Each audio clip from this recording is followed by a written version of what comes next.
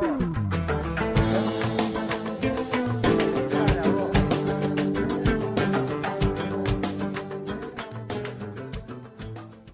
welcome to La Celeste blog, the first official English podcast. I have Nico and Sean Hello. today. Perfect. So we're going to talk today topics ranging from the three cuts from the final 23 list to a possible starting lineup against Egypt, all the way to our final predictions for the World Cup. So what do you say, guys? You guys ready? Yep. Perfect. Let's get right into it. So we all saw the list that Tavares put out, 23 players. I'm going to start with you, Nico. What do you think? Lodeiro was pretty much what everyone was asking for. He has had many chances for Uruguay, and he did not impress. So I'm happy about that. It was interesting to see Ramirez because he had a good season in Italy.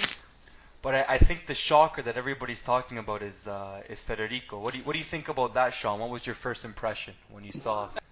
That's not a shock. Verde's omission, I wish it hadn't happened. I really wish it hadn't happened. It's the one big issue I have with the squad. Because I feel really sorry for him, and I know he's had lack of game time this season. Mm-hmm. It's quite curious how suddenly lack of game time seems to matter to El Maestro, given what he used to do years ago. Yeah. And it's curious how that applies with younger players but not old players in his world. But without being too critical, I'm disappointed that he's not in the squad, but that's it. And Lodeiro's had his time. He's never delivered for Uruguay. His failures have probably encouraged the public to go down that we can't have any Pedro Frios route. So no issue with him not being there. No real issue with Ramirez not being there either. I prefer him to Lodeiro, but I'm not that bothered. And a further shout out to Ivan, our Pharaoh friend, who got the squad wrong. Ivan, you're going to post a massive exclusive on Facebook which goes viral and which has the whole of this country talking. It's generally a good idea to get the squad right. And I'm actually, this might sound weird, I'm relieved that he didn't, because I was uncomfortable with the idea of the squad being leaked before it was officially announced, because any player who is not included in a squad like this, you're really going to hurt them if they find out from other sources. So it wasn't perfectly accurate. And the squad that we've got, as I said, I have one issue with it, but otherwise I'm fine with it. One issue out of three is not bad. No, and it's a very, very different situation to 4 years ago when he picked his squad of geriatrics and he left DRS Gaeta out completely, didn't even consider him. And we kind of all knew what was going to happen and had been predicting it for years. This is an absolutely different scenario, and Uruguay can go into the tournament with a lot of confidence. It's not a shock. I mean, I'm very concerned about the guy missing the World Cup, but it was not Tavares' fault. I mean, he was lacking playing time, and apparently now it matters. I talk to Uruguayans here, and they've all said about Fede, but he's not got the experience. And I always say, what's the problem? If you're good enough, you're young enough. Exactly. And there is that caution that you'll always get in these kinds of attitudes. By the way, there's nothing wrong with having 2 or 3 experienced players in the squad. There's nothing wrong with having Mono Pereira or Cebolla in the squad.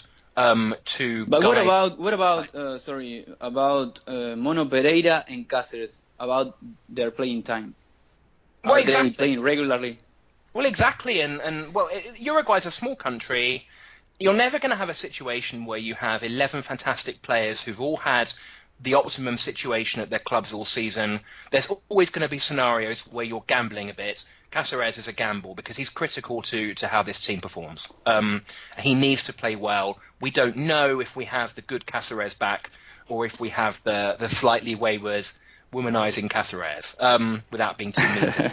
He's an absolutely fantastic player at his best. And that's what they need in this tournament. What would be your starting 11 for Egypt First game. You were the coach. What would you put out? I would go with 4-4-2.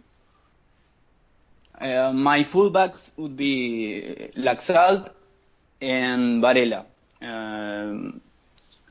Godin and Josema would be my defenders, central defenders. So goalkeeper Muslera.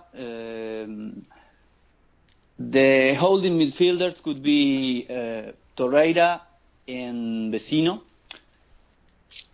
In a free role, I could have De Arrascaeta and Bentancur. Maybe De Arrascaeta closer to the strikers, and Suarez Cavani. Okay. It's pretty much the same as I've got. I would just call it a 4-3-1-2 rather than a 4-4-2. And Same players. I'm not sure about Laxalt.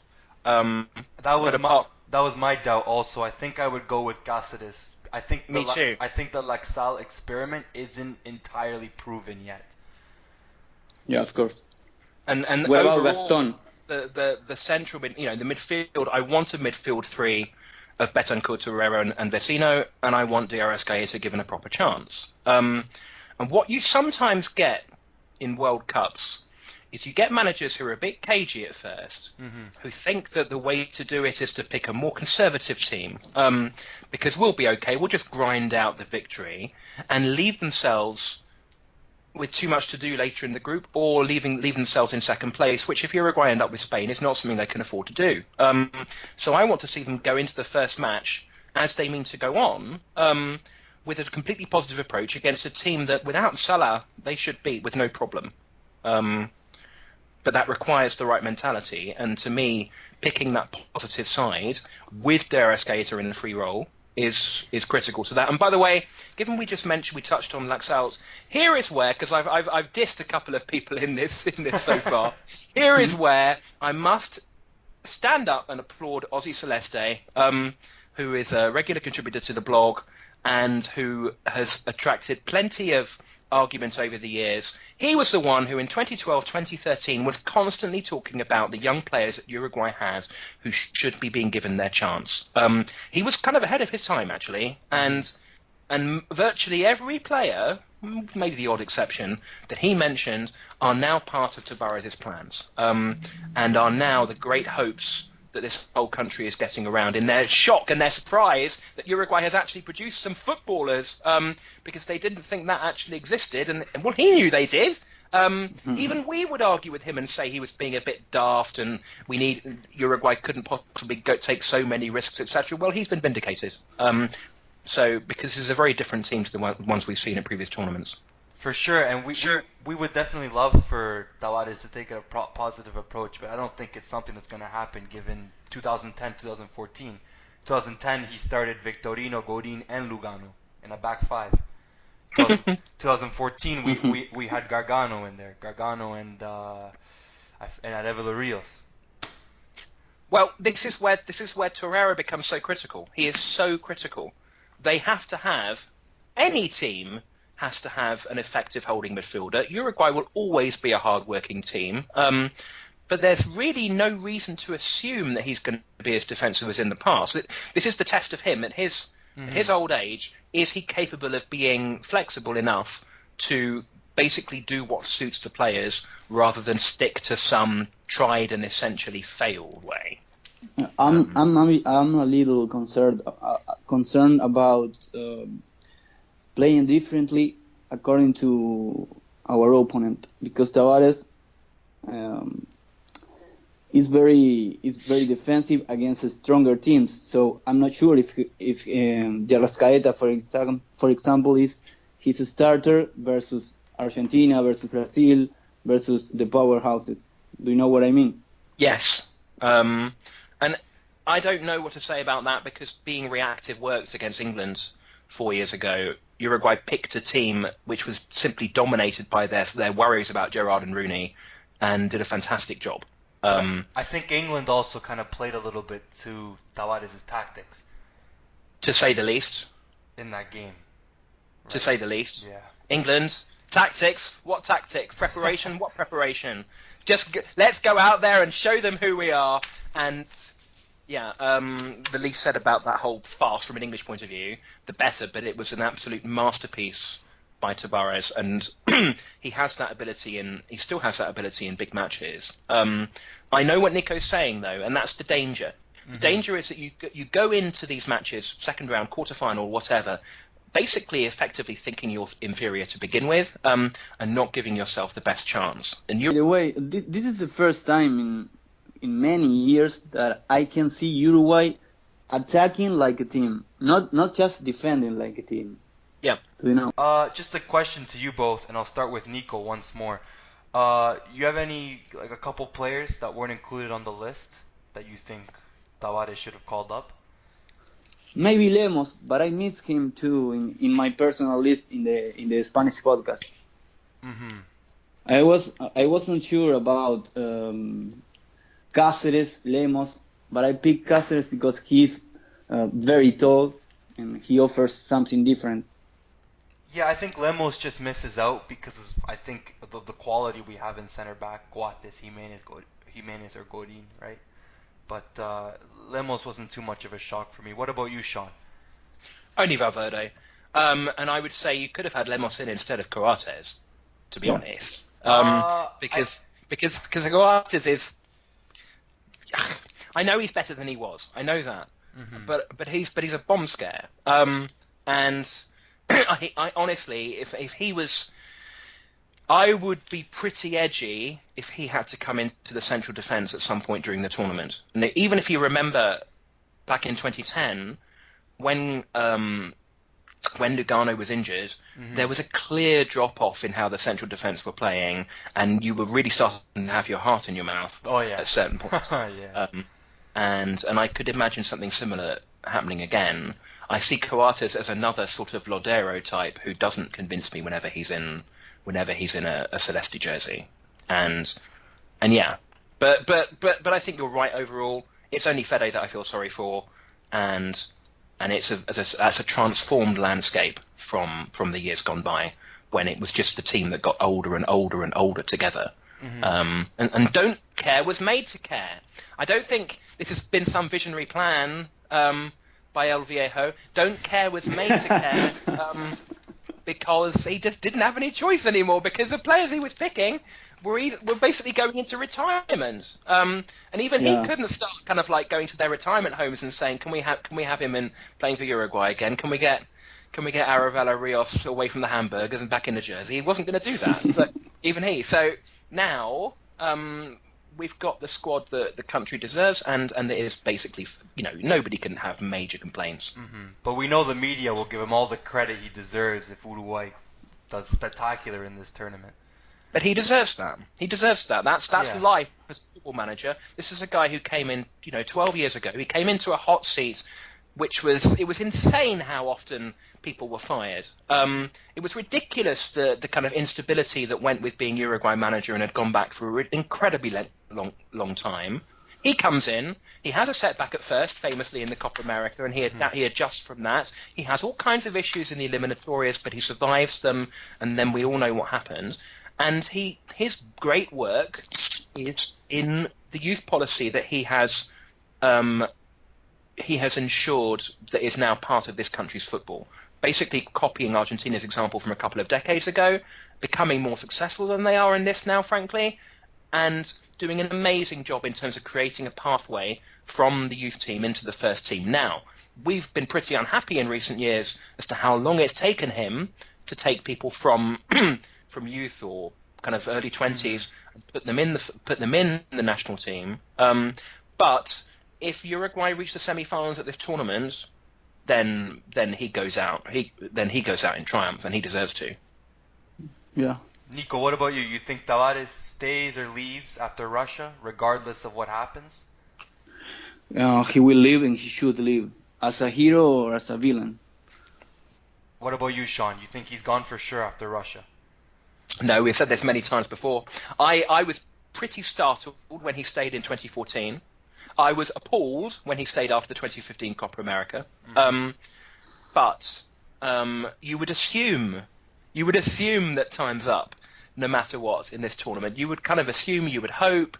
There's this new era dawning with new young players, but he seemed to have, frankly, seemed to have lost the players or lost their respect, or something happened at some point during the eliminatorias. If you go on YouTube, there's that famous clip with him after the defeat in Peru, and there's fans giving him abuse, and there's Tavares looking like this complete old fool in trying to respond with his stick. You know, he really looked in desperate trouble at that point, and he seems to have regained an awful lot of his previous prestige. I see him going until the Copa America the following year in 2019. I can see that he realizes that there's a real chance to win that Copa America with the squad of players that we have, and make that his final tournament.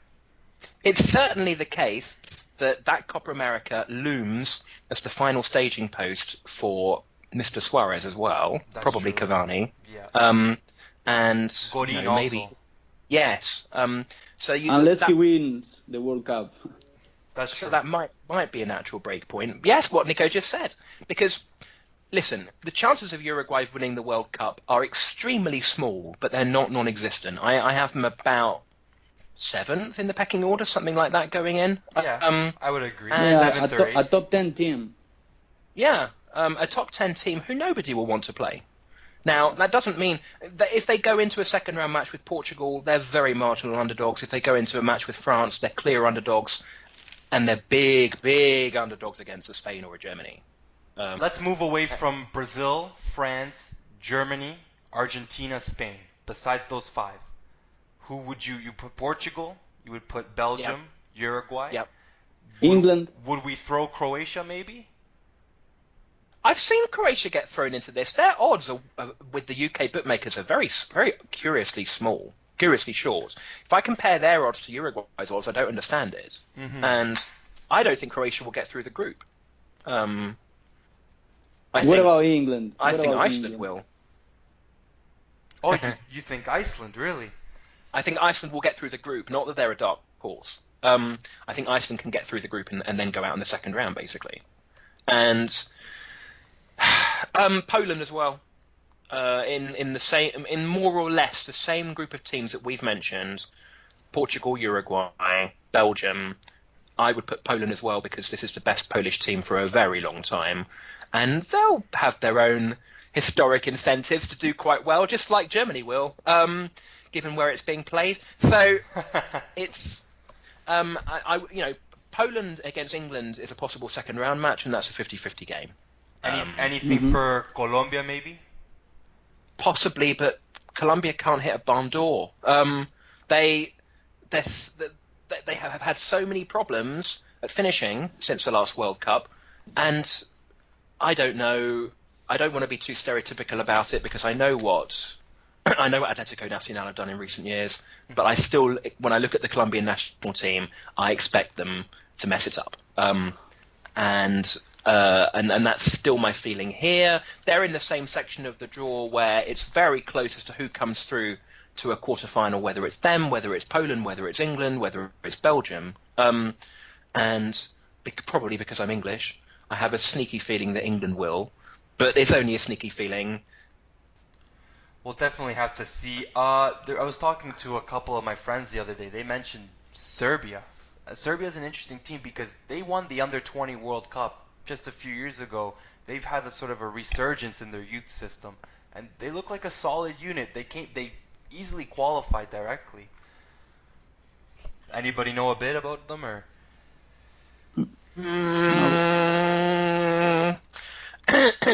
Here's why I'm making that noise. Because I grew up watching a very talented, exotically talented Yugoslav team. In 1990, they were quarterfinalists beaten by Argentina on penalties. They might well have won the 1992 European Championship had they been allowed to play. Sadly, they weren't because the war broke out. And throughout history, Yugoslavia were one of the worst underachievers in world football. They had so much talent and they couldn't put it together as a team. I think they'd only reached one or two semi-finals in World Cup history. And now you get the best out of Yugoslavia often with Croatia teams nowadays. They seem to have more of this sort of togetherness, more of this sense of national pride, which kind of makes sense in a way because Croatia broke away from the former Yugoslavia, whereas Serbia, is partly representative of the old Yugoslavia. And it will take I'll take an awful lot of persuading that they're serious contenders. Serbia are the kind of team, I suppose they could produce one upset somewhere if they get through the group. But I don't think from memory I have them getting through the group. So maybe getting through the group, but that's it. I don't see them doing anything better. No, I don't see them going quarters or semis. I'm just saying it could be. A lot of people have Costa Rica coming second. I wouldn't rule out Serbia from pinching that second place. Into the final topic, why don't we do our World Cup predictions? Group A, we all know who's in it: Uruguay, Egypt, Saudi Arabia, Russia. Nico, I'll start with you. First, second. Okay, Uruguay and Russia. And Russia. You think Russia over Egypt? Yeah. It's a hard group because it will depend on their game. Russia versus Egypt. What about you, Sean?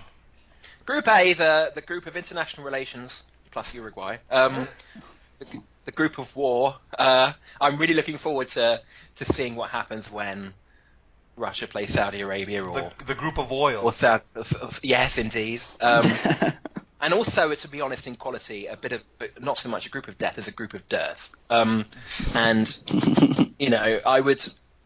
The great intangible, we don't know what will happen here is, well, they're using VAR at this World Cup.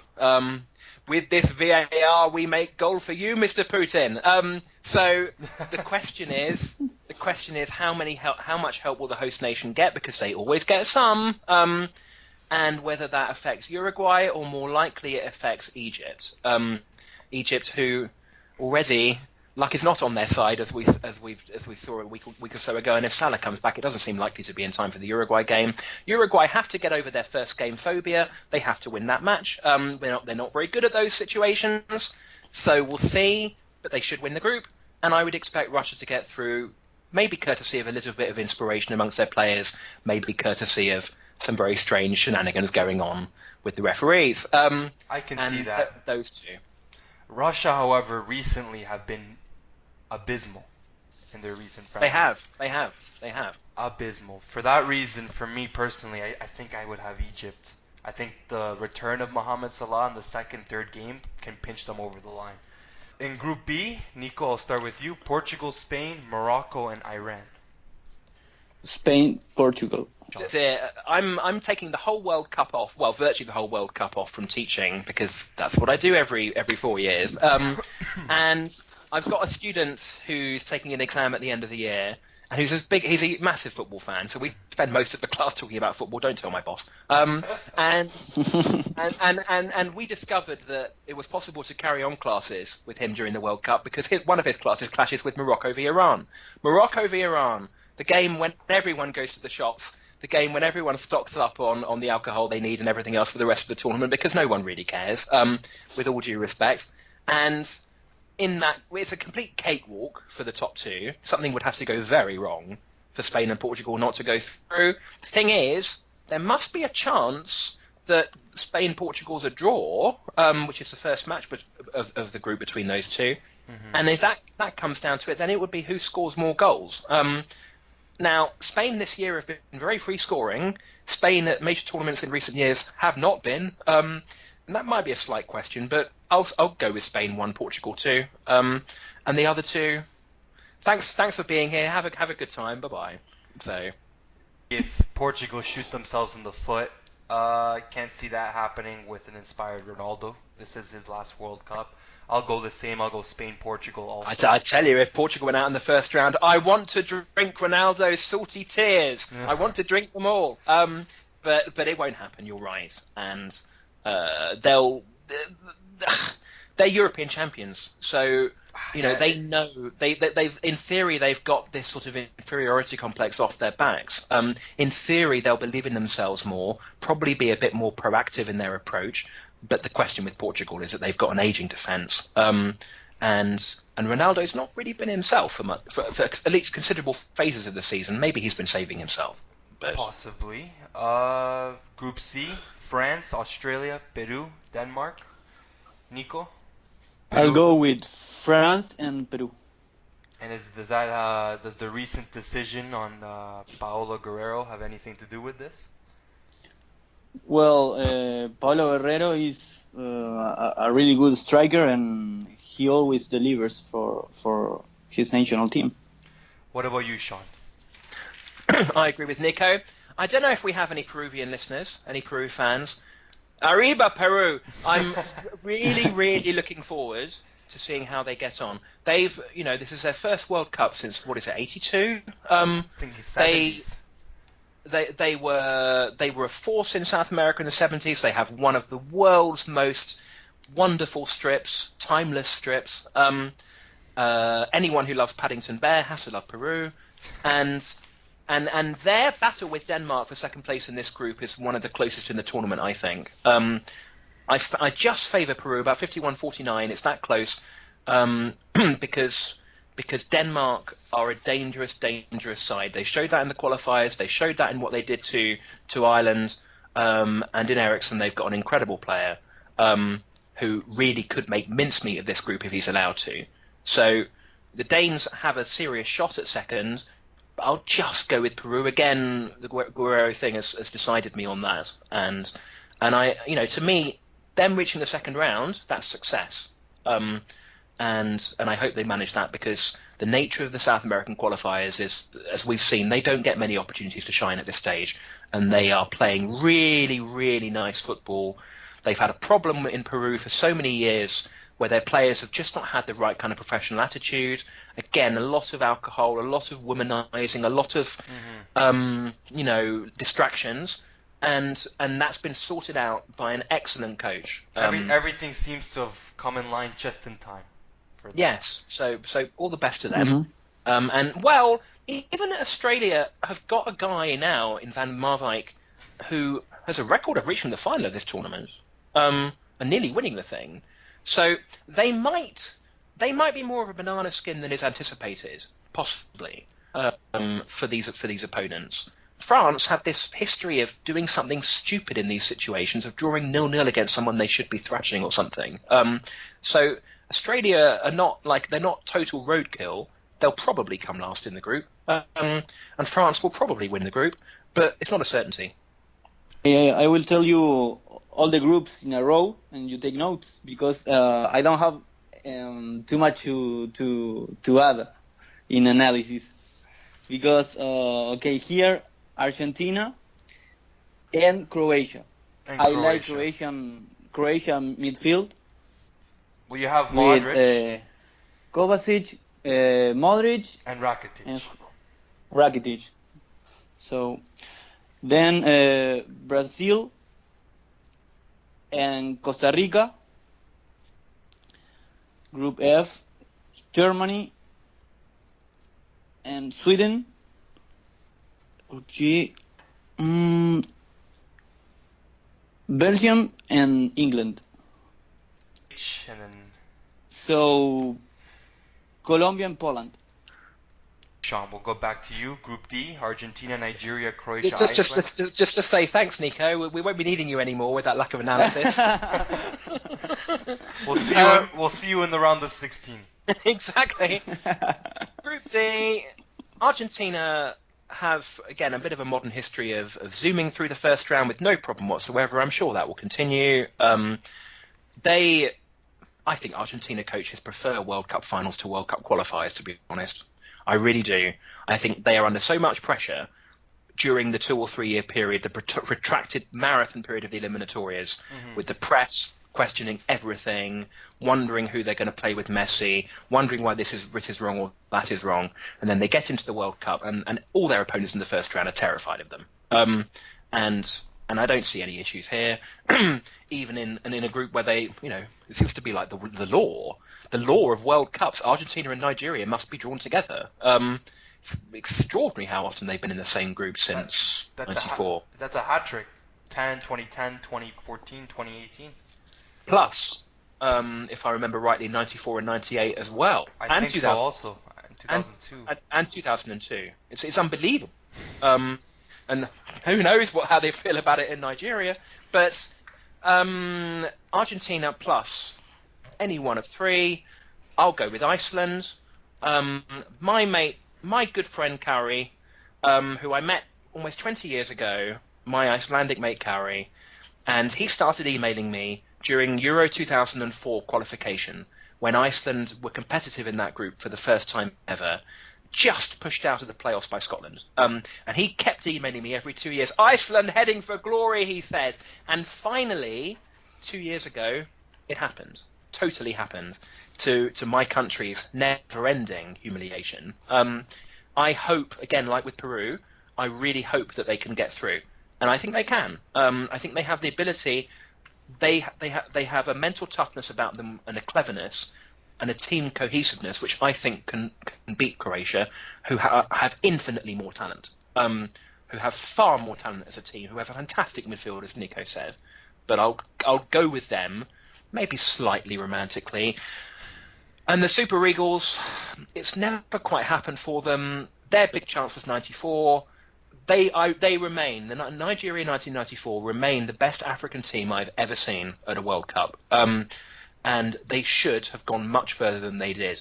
Instead, they got very excited and kind of congratulated themselves on winning the group. Didn't seem to notice that this left them playing Italy in the second round. And Italy had too much cleverness and just squeezed past them in an epic, with Italy coming back in the last minute and with 10 men and everything else. That was their big chance. They've never been as close since then, and they'll probably be eliminated here, I suspect, bottom. Group E, Brazil, well, my God.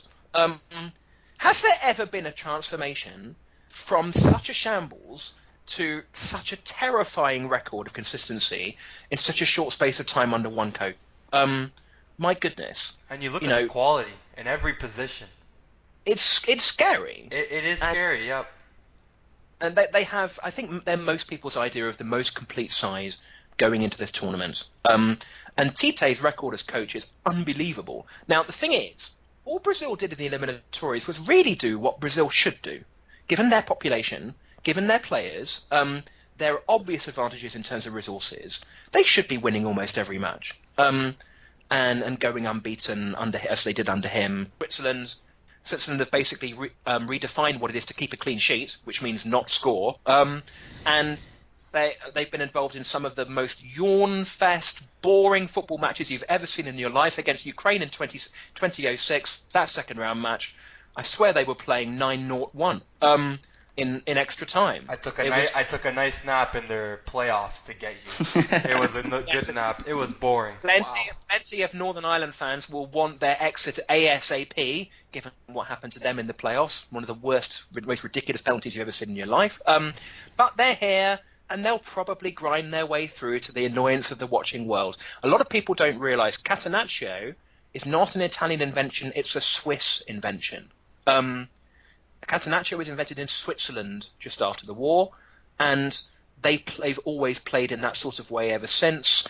Their consistency in reaching major tournaments now is remarkable and owes a lot to Roy Hodgson and the transformation he brought there in the early 1990s. But I think they'll scrape through, and I think they'll then give whoever they play in the second round a tough match, just like they did 4 years ago, and then exit. If you want a comparison, Switzerland in World Cups are like what Paraguay in World Cups were when they would qualify. So, very hard to beat, very hard to love, basically. What about Germany, Mexico, Sweden, and Korea? Well, the last two world champions didn't get through the group. The champions' curse is what they're calling it in the media.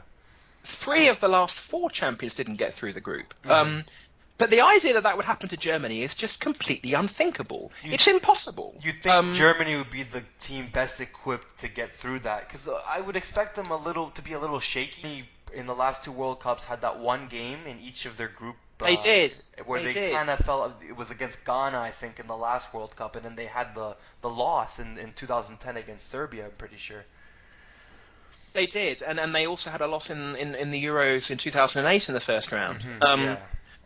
But, well, first of all, the Ghana game was again in extraordinarily hot conditions. I thought Germany did astoundingly well to draw that match. And I was as impressed by them in that match as I was in almost any match they played in the tournament. That might sound crazy, but that was how I felt because of the conditions. 2010, their defeat to Serbia was because of a ridiculous refereeing decision, basically. And I assume that they'll be fine. They haven't won a match since October, which is... Okay, they've been playing prestige friendlies mostly. They lost yesterday to Austria. Austria? Of all people. So, indeed. I won't go down too well. So it's... A rebuilding Austria. An Austria that's rebuilding currently. There's a question mark about them. Austria also defeated Uruguay in a friendly match. They've got a friendly coming up against Saudi Arabia. My expectation is that Germany sweep the cobwebs away, win about 5-0, and go off to the World Cup with all of these sort of small issues put behind them. You'd never know. Like, I don't have this absolute certainty about them, but my assumption is they get through the group with no issues, and that they are accompanied by Mexico, who have this amazing ability to get through World Cup first rounds and then fall flat on their face. It's just that's it. That's them. Since '94, they've reached every single second round and lost every time in games where they played heavyweights and in games where they didn't. Same thing. And I assume that will happen again. Sweden were remarkable in the World Cup qualifiers. Remarkable. They beat France, they eliminated Holland, and then they knocked Italy out in the playoff, which is phenomenal, except for the fact that Holland were terrible, Italy were a joke, and Sweden are only a very, very moderate side. There's really nothing that Sweden have apart from togetherness. What do you think of the Zlatan situation? Do you agree with that choice to leave him at home? Yes, I do. I'm in the minority also for that. Yes, I do. Zlatan has moved on. You might say, I don't know. There's a joke in there somewhere about it's not Sweden who've rejected Zlatan, it's kind of Zlatan who's rejected Sweden or something. But he never delivered. I don't want to be anti-Zlatan. He's a character. He's been good for football over the years. His story is very compelling. But to me, with the national team, yes, he was surrounded by very, very mediocre players. But too many excuses were made. He didn't want to play with these mediocre players. His kind of whole mentality was, why do I have to do it all by myself?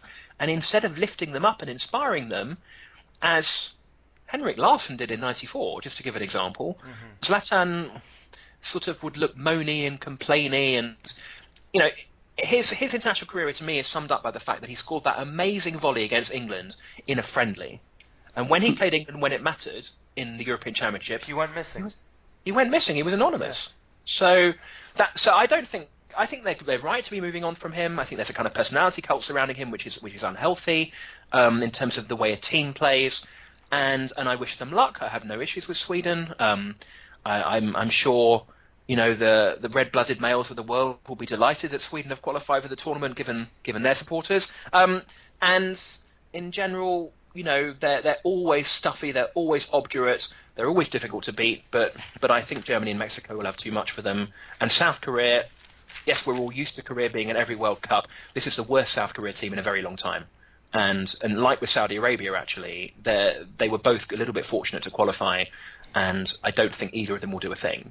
So I think Korea will finish bottom, probably with no points, and the only thing they may have to offer the World Cup is fouling. We'll see. For me, it's a coin toss between Mexico and Sweden. I can see Mexico failing to make it out of the group. I watched Mexico play last night against Scotland. Now, it was a friendly, so you can't really draw too much into it.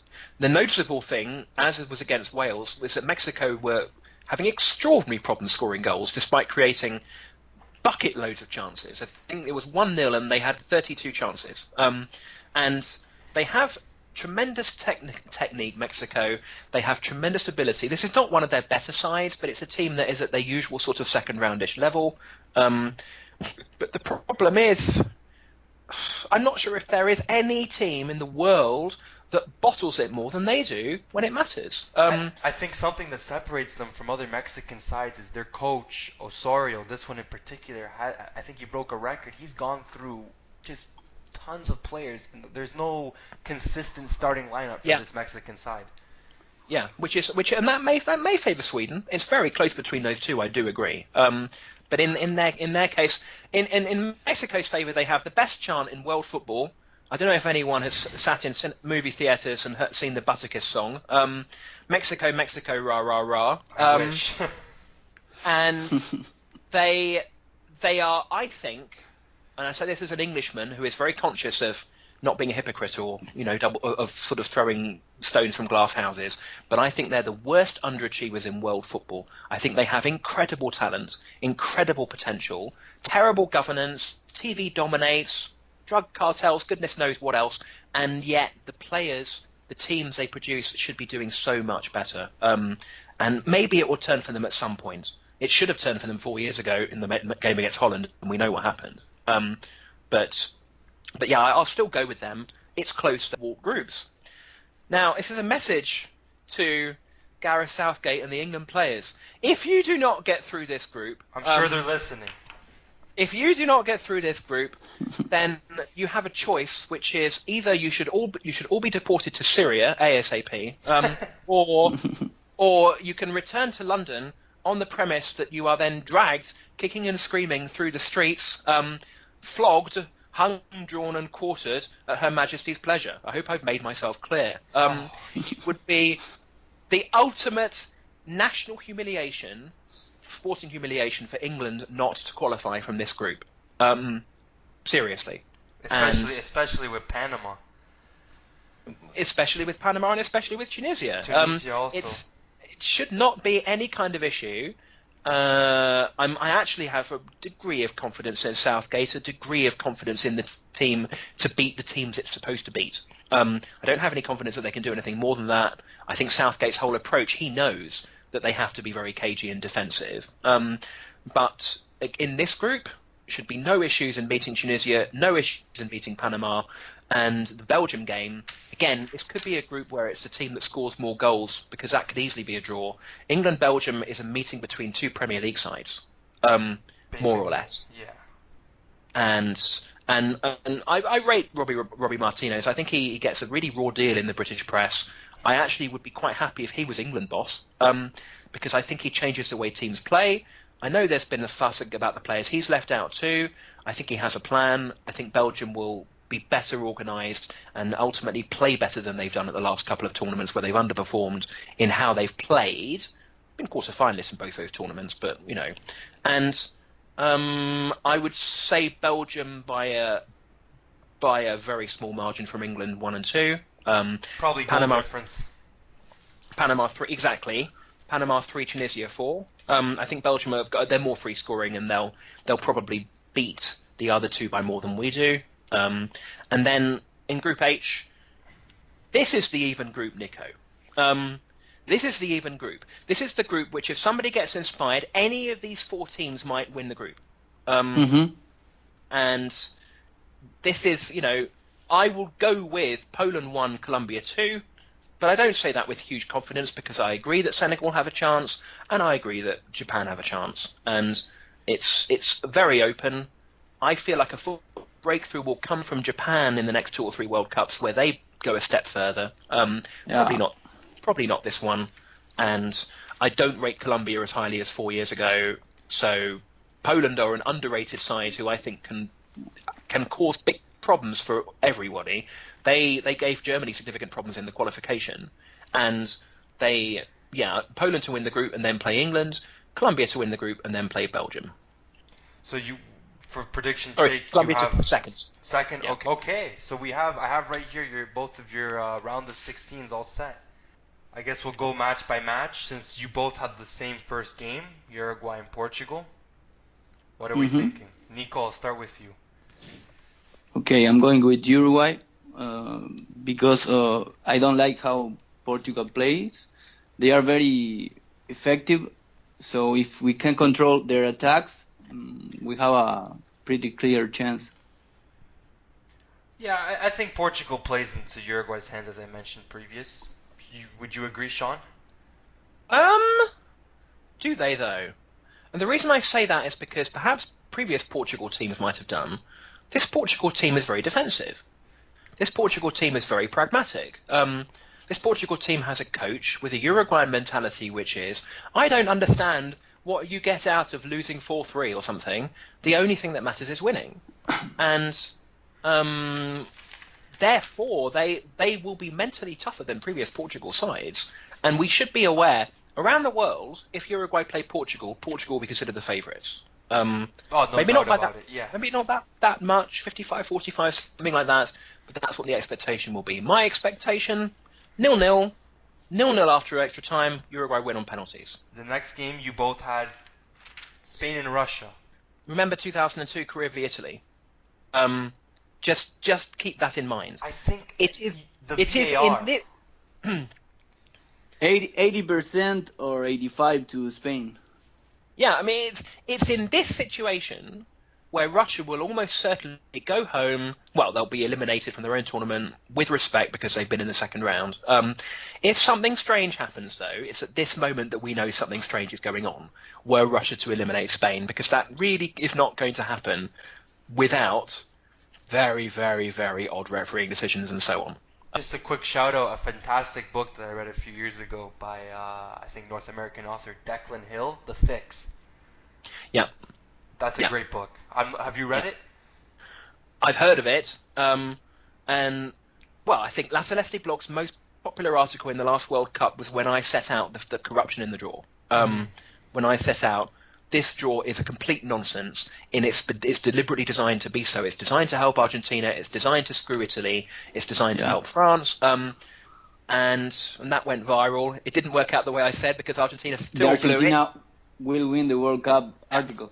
That's right. They still blew it because I didn't factor in the fact that their coach would bottle it in the final, and I didn't factor in Gonzalo Higuain. I forgot all about him, and I swear, Argentina could have been up against an under-11 bunch of schoolgirls in that final, but they had Gonzalo Higuain, and he would have missed on an empty net, no goalie. Exactly. But yes, thankfully there's been none of that I can see in this draw, and hopefully there won't be with the refereeing. Of course, you'll get bad refereeing decisions, although hopefully VAR will smooth most of those out. It's human. And football is a very, very difficult sport to referee at the top level nowadays. Very difficult. The players never stop cheating. I'm a referee two myself, mistakes trust you should me. not make. In my opinion, there are two mistakes you should not make. Red cards and penalties. Yeah. But it's hard. But it's hard. And I'm a referee myself, obviously at a grassroots level, and I referee some of the district competitive games, and it's sometimes difficult. Yeah, but now you can watch the replays, right? Yeah, with the VAR, less excuses, but still. And last week, Sergio Ramos, I mean, he should have been off, frankly. Yeah. Whether or not you regard what he did to Salah as deliberate or not, that's still a yellow card.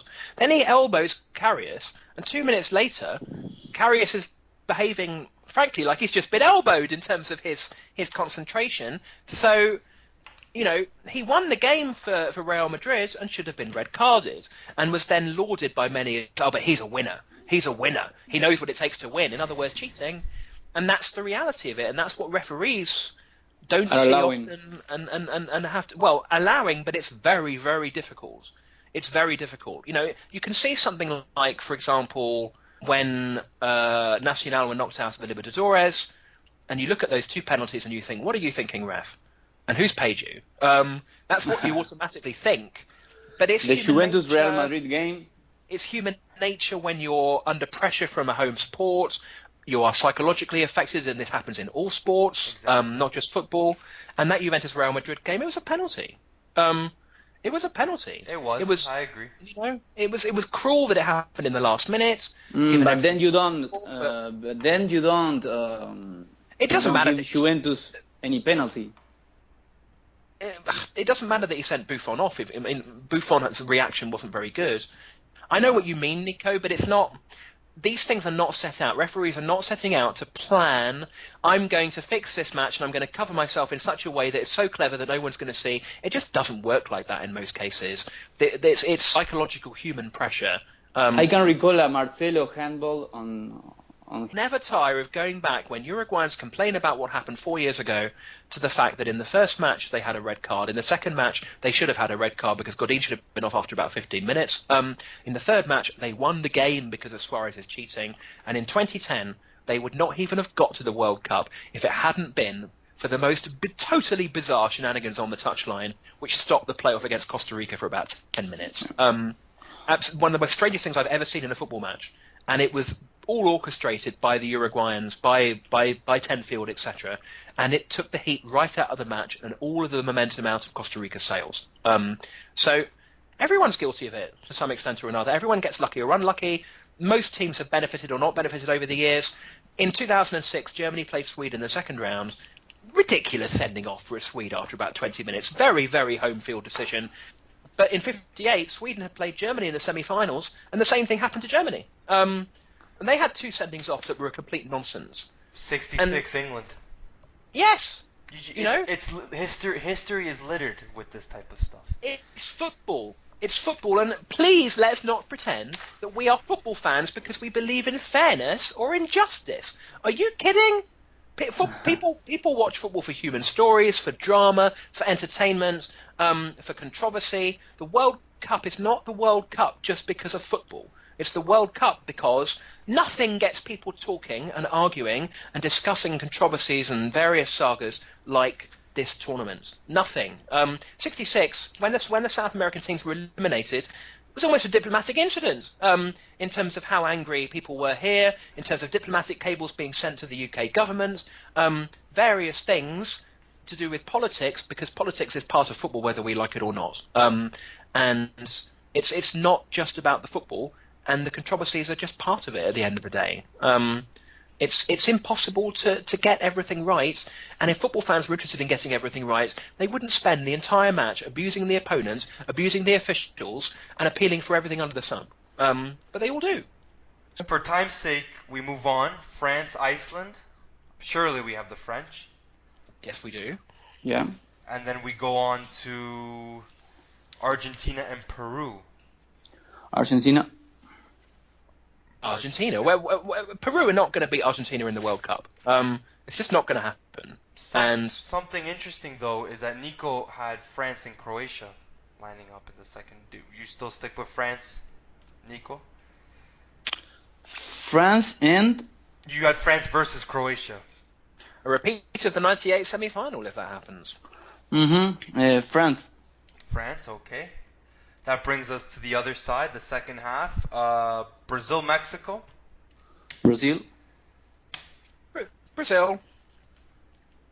Germany and Switzerland. That's what Sean had, so I'll start with Sean. The only question in that match is if Germany look impressive or not. If they scramble through a la Argentina 4 years ago, or indeed a la Germany against Algeria 4 years ago, or if they're comfortable.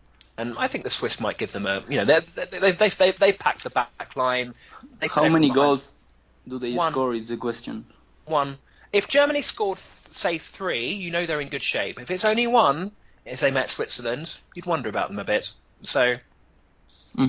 So these last two games is where it gets a little interesting. Belgium and Colombia. That's difficult. This is for Sean. Belgium and Colombia. I could see Colombia sort of. It would have to be. They would have to have some luck on their side. Maybe 1-1, maybe 2-2 at 90 minutes, and Belgium to get the winner in extra time, and Colombia again to blow a sort of a big opportunity. I think, as I said, I think Martinez is a bit underrated, and I think he might show that in that game to an extent. Nico, you had Poland instead of Colombia. You still stick with Belgium? Poland versus Belgium. I'm going to later.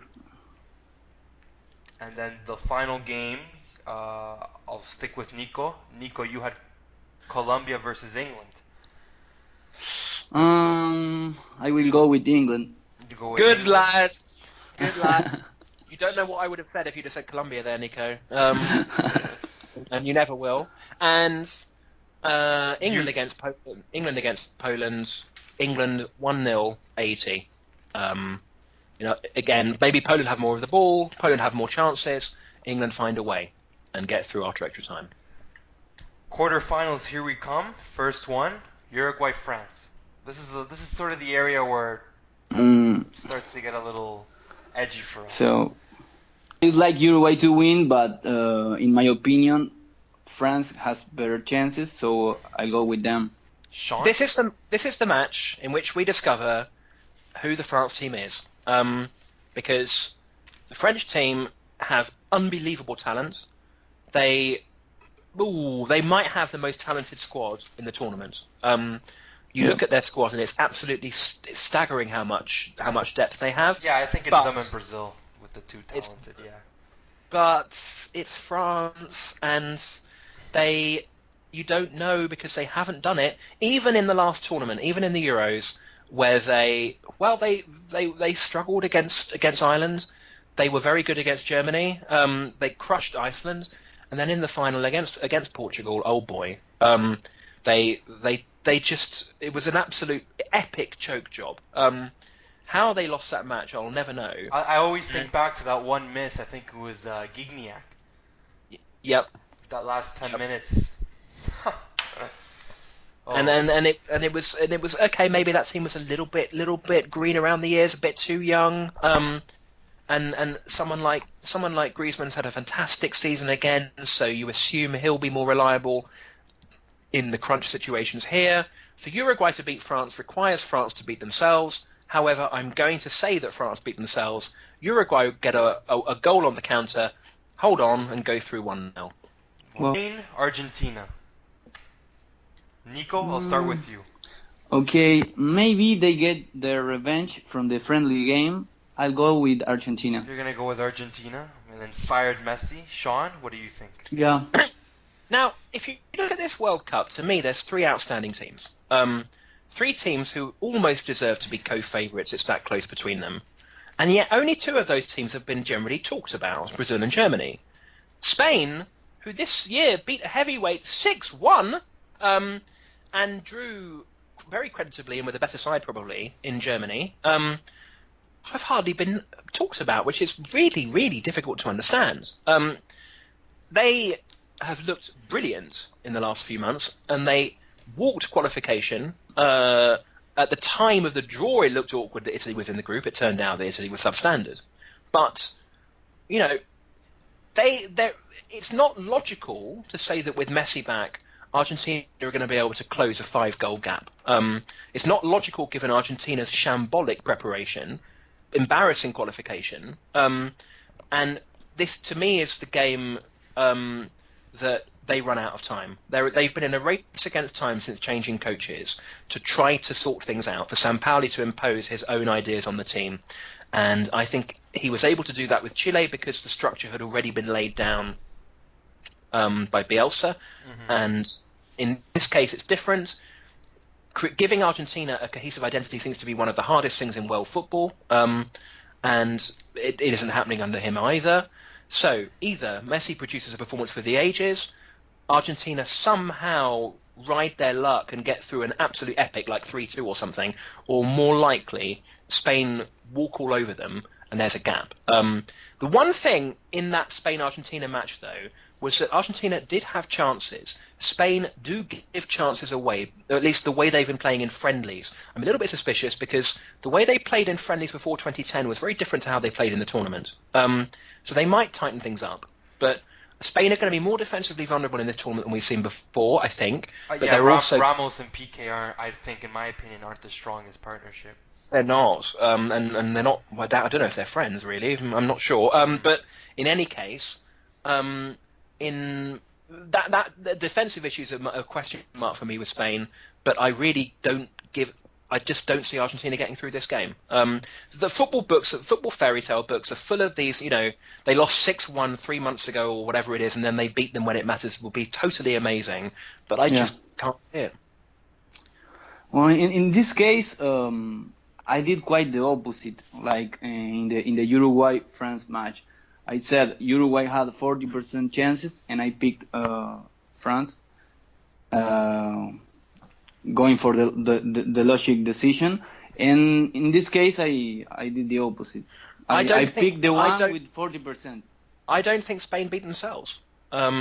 Yes, they bombed in 4 years ago, various reasons. I don't think there's an issue particularly with spirit in the camp.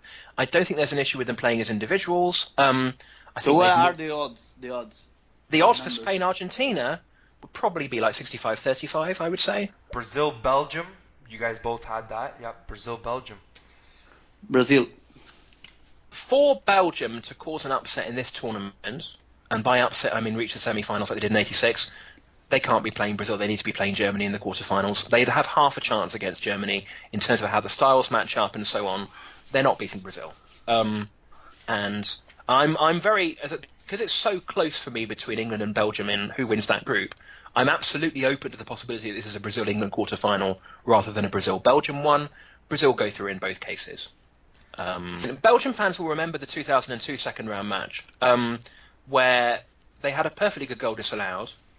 They were very good for an hour, and Brazil were all over the place. And that was the moment that Scolari brought in Kleberson alongside Gilberto Silva and gave them the balance they needed to win the tournament. They transformed themselves at that moment, but they'd really been fortunate to be 0-0 at that stage. So Belgian fans, if it was a quarterfinal with Brazil, would talk about revenge, but they're not.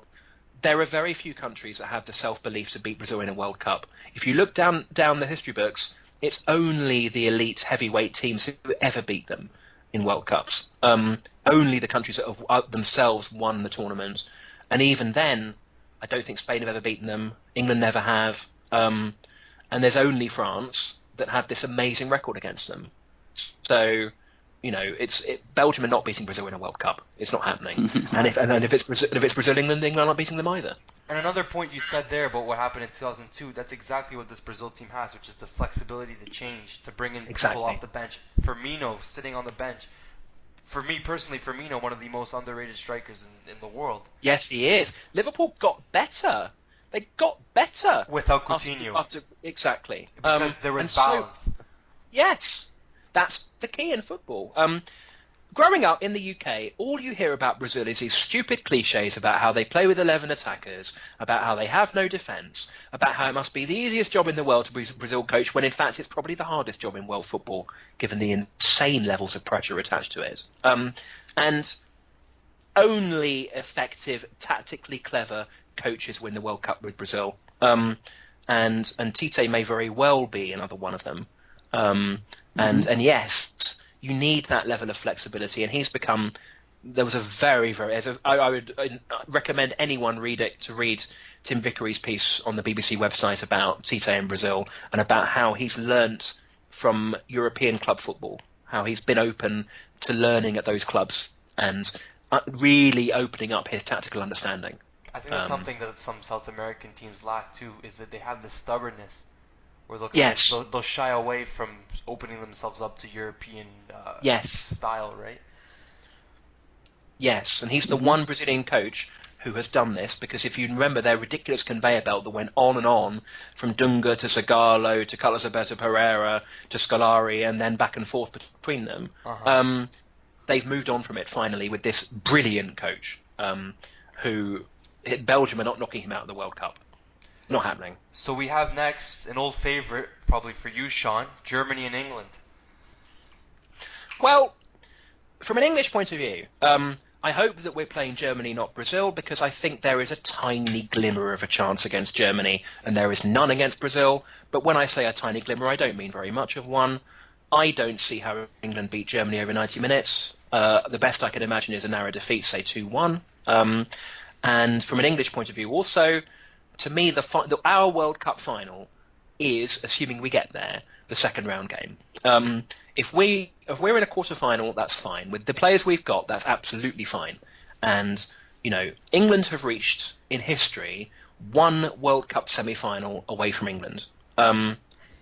So we would be matching almost our best performance just by reaching the quarters, which says it all about our history of absolute mediocrity. We've had 2 disastrous tournaments, 4 of the last 5. In fact, some people would argue 5 of the last 6, because in 06, when we had an incredibly talented side, we were a joke in how we played. So I just want to see some degree of progress, some degree of cohesion, something that looks like football, because very often with England it looks like a different sport, and defeat with credit against a heavyweight nation in the quarters, whether that's against Germany or against Brazil. If it's against Brazil, keep this in mind. Brazil, every time they've won the World Cup except '94 when we didn't qualify, played England along the way. Every time. And I think England have always played them when they've won the World Cup. So, as I said, apart from '94. So, on that basis, if Brazil meet England in the quarterfinals, you might know who your winner's going to be. Mm-hmm. Point also. Nico, would you agree? England is one of the very few teams, in my opinion, that can impress and defeat Germany, because they are kind of used to play against them, and of course, Germany has the odds in their favor. I will pick Germany, but Sure. Stay tuned. I mean, to me, Germany-England 70-30, or even 75-25. Brazil-England 80-20, 85-15. Yeah, And 70-30. and to give you an idea about, we haven't beaten Germany when it matters since we beat them 5-1 in 2001 famously, and even then they ended up in the World Cup final. We were eliminated in the quarters. Well, That was the game that changed German football, I think. Yes, for sure. Look at the reactions of the 2 countries and how instructive it is to Germany's shambolic period when they were playing like a pub team, and how just the youth system they created and their re-emergence, actually redefining themselves as a football team, becoming so much more technical, modelling themselves on Spain, frankly. And then look at us. Same old shambolic, no identity, bunch of individuals, all egos, everything obsessed around the Premier League, no focus on the national team, no winter break, all the same old problems that have not been dealt with at all. And it's very instructive. But what I was going to say, were England to meet Brazil, keep in mind in 2002, quarterfinal, if we'd got through that quarterfinal, we might have won the tournament, given it would have been Turkey in the semis and then a terrible Germany who'd we beaten 5-1 in the final. You can thank the goalkeeper for that, Seaman. But it's not just that. It's that after the match, with England having folded in admittedly very hot conditions, the England players were going out to their Brazil counterparts, and when they were asking to swap shirts, it was like they were asking their heroes. We have such an inferiority complex against them that we'll never beat them. And against Germany, what is the best that we are capable of doing against Germany? Matching them and losing on penalties. So we move here to the semi-finals. I'll start with Sean. Uruguay, Brazil, 1970 was the last time they played in the semi-finals. This podcast needs someone on the ball at least. Now, obviously we know what happened in 1970. It's funny the way people talk about 66. They talk about the great scandal of how England played the semi-final at Wembley as well, and this was a late change. It wasn't that late a change, and it wasn't as late a change as the ridiculous change that happened in 1970 when Uruguay had been training to play at altitude, and suddenly the game got switched. And it made an enormous difference to the outcome. They were gassed, completely gassed by the second half. And sorry, if it was the other way around, they've been training to play not at altitude, and the game got switched. And that, that sticks in the craw of Uruguayans' memories. And every time Brazil meet Uruguay at a World Cup, there will always be that question: what is it the Uruguayans thought was the reason for Suarez's suspension 4 years ago? They thought the number one reason was because the Brazilians were terrified of playing Uruguay in the quarterfinals. And who knows on that front, frankly. But in this case, maybe Barcelona wanted to pay less for Suarez. Maybe. I mean, so many possible conspiracies. But then again, Suarez himself was spending the days before the Italy game upset at Liverpool and wanting to talk to Barcelona. So, he's no innocent in all of this either. In this context, this is the game I'm sure that the whole, Suarez would be desperate for, given what happened 4 years ago. The survivors from 4 years ago who went through a year after that, culminating in the Copa America in Chile, where it was just they were being bashed from pillar to post by the authorities in the game. So many things were going against them, and so much of a chip on their shoulder developed as a result, quite understandably. But here, well, they wouldn't have anything to lose. All the pressure would be on Brazil. Brazil would be one game away from the World Cup final, but also one game away from yet more national ignominy that the players wouldn't be able to kind of get over. And so who knows? But as I said earlier, when Brazil meet Uruguay nowadays, what I expect is a close match, Uruguay to play very well, and a Brazilian victory. That's what I would expect here. This is the first Uruguay who can play without Suarez, in my opinion. Listen, who knows how much playing without Suarez in the eliminatory has helped them in the end? Helped the development of the team somewhere along the line. Certainly the emergence of someone like Sanchez. And in this case, the one thing is Suarez, Godin, one or two others would hopefully not have an inferiority complex, would hopefully realise it's only a semi-final. We are 2 steps away from kind of immortality. And instead of because in 2010 you knew, however bad the refereeing was in the semi-final, you knew that it was probably the end of the road. And they had half a team out anyway. Whereas this time, if they were able to keep players together, not suspensions, and that's another question. If you have tight matches against Portugal and France, how many players get yellow cards? How many players get red cards? How many players are suspended from a semi-final against Brazil? You'll probably have a few. None of that helps. And in the end, the Seleção reached the final. And Nico, I moved to you. You had France versus Brazil. Yes, I was thinking how many close games can Brazil resist against Uruguay without losing. Someday it can happen. I mean, we can beat them. Repeat me. But Nico, Uruguay are out on your draw. They're out. They've gone home. So have you just reinstated them? They're already back in Montevideo. Exactly. We're talking France and Brazil here. They're already back in Montevideo. Yeah. But so, what is the match? Sorry. Your match is France versus Brazil. Okay, I said France would be the only team to defeat Brazil. And you're gonna stick by your word. Yeah. Yes. I'm a man of my word. And here's where I might sound contradictory. Were it a France-Brazil semi-final, then I'd give France a real chance too. That's what I mean about discovering who the real France is in the quarterfinal against Uruguay. I think they'll flop in that game, but were they to get through, Brazil wouldn't like playing them one little bit. And they're the worry for Brazil. If you're a Brazilian fan projecting your way through the tournament, that name France, that really worries you. That really almost panics you. And it sounds familiar. Just to remind ourselves, 86, best World Cup match played in the last 32 years. An unbelievable match. Brazil and France go through on penalties. 98, France killed Brazil 3-0 in the final. Yes, there were other things going on behind the scenes, but nevertheless. 2006, it was only 1-0, but Zidane beat Brazil by himself. It was incredible, the performance he produced. So they don't have any concerns about playing Brazil. They don't have that inferiority complex that I think almost every other country has. But I don't have them there. And that's the piece of fortune I think Brazil need en route. Sean, you had Spain and Germany. Yeah. A repeat of 2010. And that, oh boy. I think, we talked about France. My idea of the team with the highest ceiling of potential in the tournament, the team that if it plays its absolute best wins, is Spain. But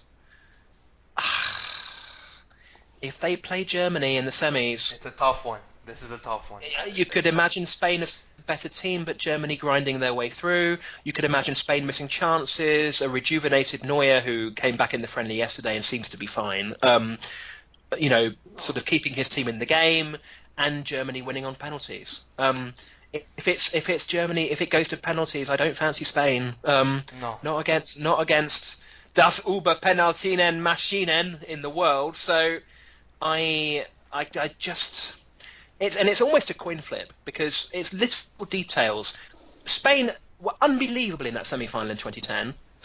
It might be my favourite performance I've ever seen from a World Cup winning team. It was that good. The control, mentally and technically, they had was extraordinary. And yet, Germany almost got a penalty near the end of the first half. And if they score at that moment, I think there was also one great save that Casillas made before Spain went ahead. If Germany score at that moment, then Spain have to find a way back against the best counter-attacking team in the tournament by a mile. So it's the first goal. Who scores the first goal? And all of that. So it's very, very tight. But I would say Germany just. Nico, you had, for you anyways, we had Argentina versus Germany. I will go with with Germany. You're going to go with Germany. Okay. Yeah. Are Argentina really beating Germany at this tournament, having failed in 2014 and 2010 and 2006, and two of those occasions with better sides? Are they really? No. Not unless Messi performs his all-time greatest performance. Argentina doesn't look like a solid team. They are very good from midfield to strikers, but not even that. They have problems with the defense. Not even that. I look at Argentina. You're having Mascherano, an aging and a much slower Mascherano in the center of midfield with Biglia. They lack that sort of. Compare that to the Uruguayan midfield, for goodness sake. And who would have thought we'd have a turnaround like this? Yeah. So Sean, who wins the World Cup then? Brazil or Germany? Oh boy, I've been wrestling with this for months. I sort of started out thinking Germany, then Brazil won in Germany, admittedly against quite a shallow Germany side. And I watched that game and I was impressed with Brazil, but I was like, where's their X factor? Then Spain sort of came into the reckoning, and I was like, God, it's almost a coin flip between three of them. But I don't see Spain getting past Germany and Brazil one after another. I don't see that happening. And then you've got these two, the great two World Cup nations, that this extraordinary record they've got, and they never even met, remember, in the World Cup until 2002. And you've got the sort of the storyline is written for either Germany to avenge the Second World War or for Brazil to avenge something just as traumatic that happened to them in 2014. And it's so hard to call that game. Brazil. Germany lost yesterday, and they put that little extra doubt in my mind. I know that Löw has this record in tournaments where he's constantly come up short in semis and finals, apart from that one occasion. Germany lost a friendly versus Brazil to Germany. They did at home. It was Germany had taken the Spain game a lot more seriously, basically. But psychologically, it would have been very useful for Brazil to get that victory. And Germany have a bit of a history of this incredible consistency. But if they come up against a team with that extra bit of class, they've usually come up short. And it's just I'm wavering. It's so hard. Maybe, and then you think, but hang on a minute. South American teams don't win in Europe and various things. Yeah, okay, Brazil. But Brazil may get the revenge from the 7-1. Yes, but it could be 2-0 to either of them. No team has gone back to back in the modern era. Actually, I'll change that and I'll say this: if Germany play England in the quarterfinals, Germany win. If Brazil play England in the quarterfinals, Brazil win. You heard it there first. The World Cup will be decided by the quarterfinals. The World Cup will be decided by who wins Group G. Nico, France or Germany? Okay. The problem of picking France, Brazil is stronger than France because Brazil can only lose to France, in my opinion. But France can lose to certain teams, but they beat Brazil. That's in my opinion. So if the final is Germany, France, it's even. I will pick France, but I guess Germany has more. Has the odds by their side. Well, Nico, you're a fool if you pick France against Germany in the final. You're a fool. And why do I say that? Because I absolutely see the talent the French have and so on. I always, throughout tournaments, have gone into World Cups thinking these teams are possible winners. these teams are possible finalists. These teams are possible semi-finalists. And I look at France, who I've eliminated in the quarterfinals. I know they're possible finalists. I don't think they can emotionally get through beating Brazil and then having to play Germany. I don't think that can work for them. I think that's too much for this set of players. Especially how young they are too. Exactly. Let me put it this way. If Brazil doesn't play against France, Brazil will win the World Cup. That's a sensible prediction. I like that. So both of you have the World Cup not even being decided in the final. Indeed, but that's not even unusual. Something that always gets overlooked in these things, because we all project the draw, we all look at it, and we invariably end up with most of the favourites going through in the way that we expect. Something always happens. Something strange always happens. In 2006, going into the second round, only one team had a clear path to the last four, Italy. Italy had Australia, yes, they made heavy weather of it, and then Ukraine or Switzerland. Argentina, who everyone had been raving about because of how they played in the first round, had a looming quarterfinal with the hosts, with Germany. And that was being taken for granted in a way that I'll never get my head around. You can't take any match against Germany at a World Cup for granted. And in Germany, are you kidding? So that the path was clear, and it meant that Italy could conserve energy. France, who were probably the better side in the final, had to get past Spain, and then Brazil, and then Portugal. And these things actually factor in. They play a part. Germany in 2010 had to get past England and Argentina just to get to a semi-final against Spain, who'd had a softer path against Portugal and Paraguay, and therefore could play below themselves in those games and still get through. Again, conserving energy. These things matter. And even in 2014, Costa Rica played Holland in the quarterfinals and it went to penalties. Penalties are a coin flip. And, Van Gaal made an inspired substitution of the goalkeeper. But if Costa Rica win that shootout, Argentina may well win the World Cup. Because they've only got Costa Rica in a World Cup semi-final to get past.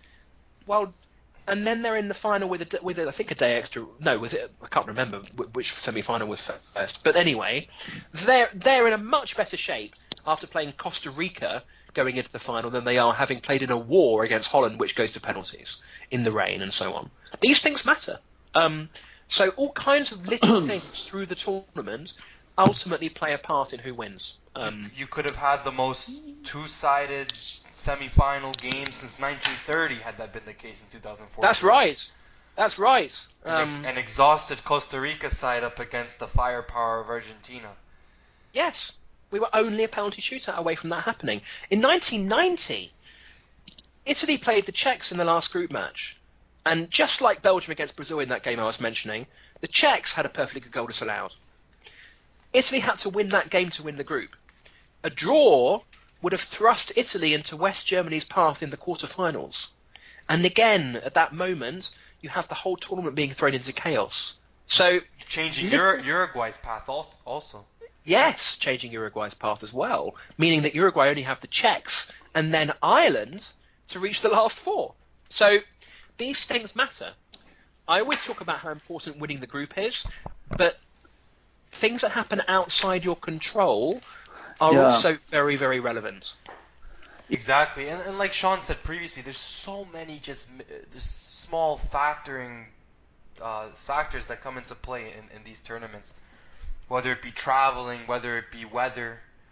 Yes, actually, that's something we don't know.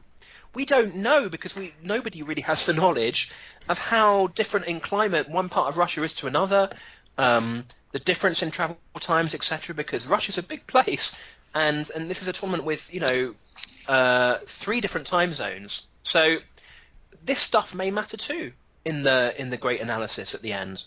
And it's very difficult to sort of pick out who that favours at this stage, unlike 4 years ago. I hope it doesn't play much of a part, and I hope that ultimately the best team wins.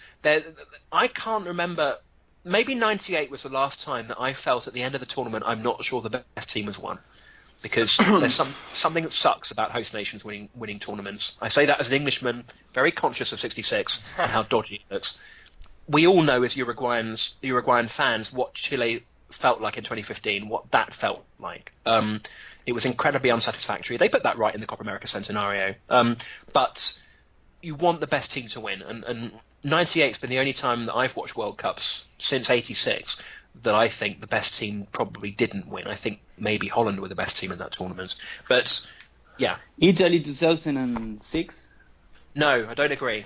I'll never agree. I will always believe that Italy team had the best balance, were able to play defensively, were able to play offensively. Their display against Germany in the semi-final was out of this world. The whole game was out of this world.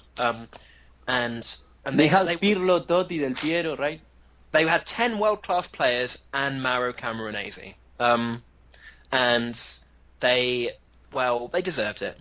Yes, but they deserved it. And if Argentina had got past Germany, I'll always believe Italy would have knocked them out in the semis anyway. Well, Mauro Camoranesi can be our Cebolla Rodriguez. That's right. That's right. Definitely been a pleasure going over these topics and World Cup predictions. Likewise. Thank you. And any final words from you two, or? No, just may the games begin. This is the World Cup. I measure my life out in World Cups. It turns me into a 5-year-old on Christmas morning for the whole tournament, and my biggest dream in life itself is for England to win the World Cup one day, and pretty soon probably my second biggest dream will be for Uruguay to do it. So it's nothing quite matters to me in life like the World Cup. Hate FIFA, love the World Cup, and just may the celebrations, the fun, the controversy, the excitement, the great football, all the rest of it, the party begin. Couldn't agree more. The only reason I'm waking up at 8 o'clock in the morning here this summer in Canada. Exactly. Perfect. Thanks a lot, guys. It's been a pleasure. Thanks to everybody who is listening to this podcast on La Celeste blog, and make sure to stay tuned to more coverage during the World Cup. Thank you. That does it there. Thank you. Signing off. Yeah. Take care. Saludos. Ciao. Ciao los dos. See you guys.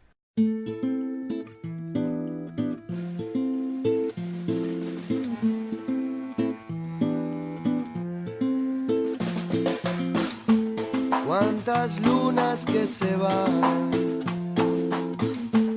y nosotros esperando.